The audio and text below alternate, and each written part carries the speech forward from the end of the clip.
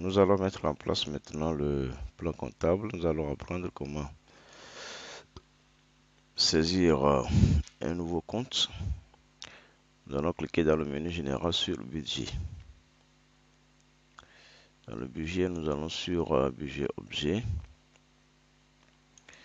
Sur la première ligne ici, nous choisissons la classe. Par exemple, la classe immobilisation, le numéro 2, la classe 2. Cliquez sur actualiser. Deux fois. Sur tous les boutons où vous avez entre parenthèses plus, cela signifie que vous devez cliquer au moins deux fois. Il y a plusieurs fonctions qui sont exécutées derrière ce bouton. Donc vous cliquez là-dessus au moins deux fois. Bien là, nous avons le plan comptable qui est paramétré déjà dedans, le plan Syscoa. Il y a le 211, le 212, le 213, le 14, etc.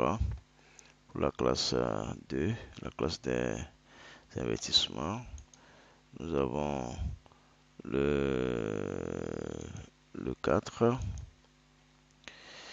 le 4 qui est aussi paramétré. Il y a le 401, le 401 pour le fournisseur, les tiers fournisseurs, voilà. Le 400, le 411 pour les tiers payants, etc. Les autres, on peut toujours les paramétrer et les rajouter aussi. Nous avons la classe 5 qui est paramétré aussi, le 521, la banque, le 571, etc., etc. Nous avons la classe 6, et qui est paramétrée aussi.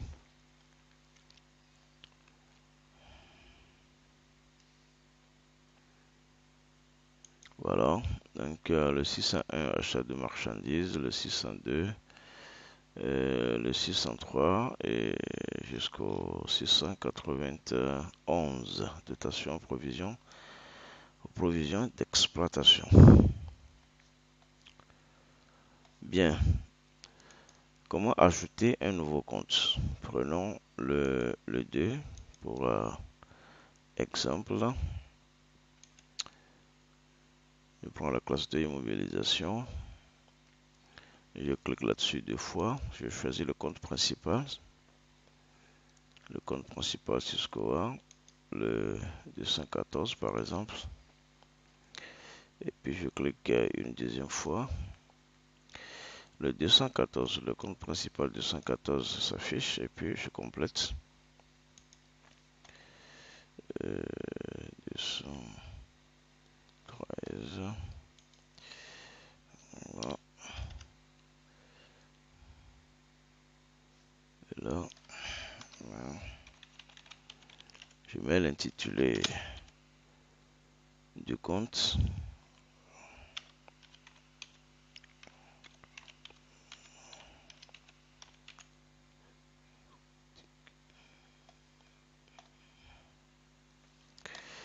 Ici, je mets le solde du compte, le solde comptable,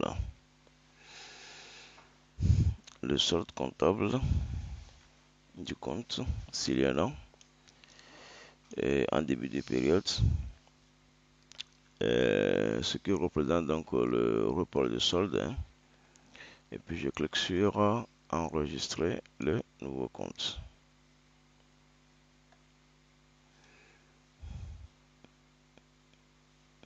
Ok, d'accord. Un petit souci parce qu'il dit opération impossible, budget déjà validé. Veuillez contacter l'ordonnateur pour lever le verrou avant toute modification. Ok, d'accord. Ça veut dire que notre budget ici présent est déjà validé par l'administrateur du crédit. Donc il faut procéder au déverrouillage pour avoir accès à ajouter un autre compte. Ok. Bon, donc voilà la procédure pour ajouter un nouveau compte. Maintenant, nous allons voir du côté de budget programme. Alors, avant d'aller au budget programme, remarquons en même temps comment modifier un compte, la dotation du compte ou l'intitulé du compte au cas où il y a erreur. Nous sommes toujours sur la même fenêtre. Nous prenons par exemple le compte 2447 et nous cliquons sur OK. Et bien là, donc l'intitulé s'affiche là dans la bande violette là. Nous cliquons là-dessus et là nous pourrons modifier l'intitulé du compte. Dans la colonne solde comptable, cela veut dire que nous pouvons intervenir sur le solde, si le solde est débiteur ou créditeur. Et pour corriger.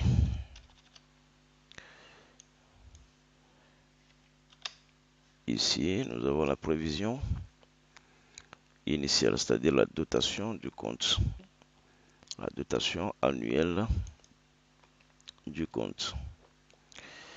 Alors, à mi-parcours, nous pourrons, il y a la possibilité de réduire ou d'augmenter le compte.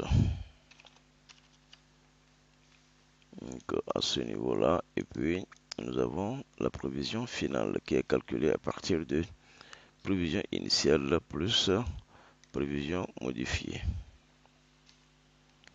Et là, nous cliquons sur enregistrer la modification. Maintenant, lorsque un compte est mal saisi ou ne doit pas exister et que nous voulons le supprimer, soit nous pointons le compte, par exemple, le 2436, nous pointons le compte, nous faisons OK. Tout comme nous pouvons le chercher aussi dans la liste déroulante ici, c'est la même chose, ça donne le même résultat. Le 2368 par exemple, cliquons OK. Voilà, le compte est affiché là, il est affiché ici aussi. Nous pouvons le pointer toujours ici, 2305, faites OK. Voilà, le 2305 est affiché là. Et puis là, nous cliquons sur le bouton supprimer la ligne. Là, ça veut dire que la prévision disparaît automatiquement de cette gestion.